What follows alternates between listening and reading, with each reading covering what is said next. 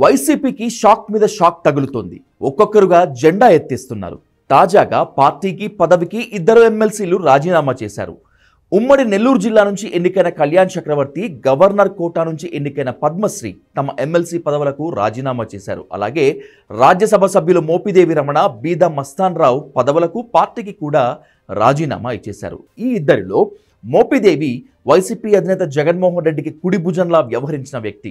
బీదా మస్తాన్ రావు కూడా పార్టీలో కీలకంగానే వ్యవహరించిన వ్యక్తి అయితే, నమ్మిన వ్యక్తులుగా ఉన్న ఈ ఇద్దరు రాజ్యసభను పార్టీని వీడుతూ నిర్ణయం తీసుకున్నారు.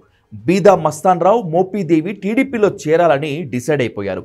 టీడీపీలో చేరగానే మస్తాన్ రావుకి తిరిగి అదే రాజ్యసభ సీట్లు దక్కనుంది.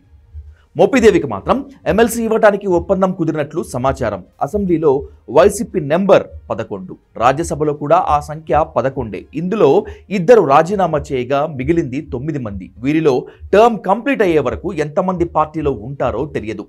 రాజ్యసభ ఎంపీల రాజీనామాల పర్వం వీరిద్దరితో ఆగేలా కనిపించడం లేదని పార్టీలో టాక్.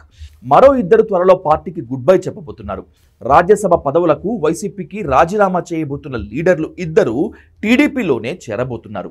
మిగిలిన 7గురిలో మరికొందరు బీజేపీకి వెళ్లే ఛాన్స్ ఉంది. కీలక నేతలే పార్టీని వీడుతుండడంతో ఎమ్మెల్యేలు క్యాడర్లో గుబులు పుడుతోంది. ఓటమి తర్వాత వైసీపీ నేతలంతా చాలా వరకు సైలెంట్ అయిపోయారు. కౌంటర్లు లేవు, కామెంట్లు లేవు.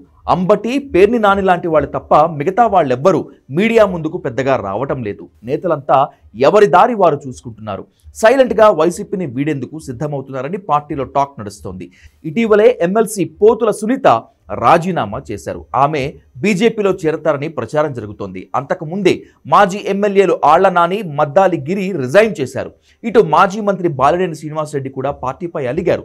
ఈవీఎంలపై నామకే వాస్తే ఫైట్ చేస్తున్నారు, కానీ పార్టీ ఆయన్ను పట్టించుకోవటం లేదని చెప్తున్నారు. బాలినేని జనసేనలో చేరతారనే ప్రచారం ఓ రేంజ్లో జరుగుతోంది. పార్టీ అధికారంలో ఉన్నంత కాలం హార్డ్ హిట్టింగ్ చేసిన మాజీ మంత్రులు రోజా, కొడాలి నాని స్క్రీన్ పై కనిపించడం లేదు. ఇలా అనలైజ్ చేసుకుంటూ పోతే పార్టీలో ఎవరుంటారో, ఎవరు వీడుతారో పొలిటికల్ పర్ల్స్ అంతు ఏమాత్రం చిక్కటం లేదు.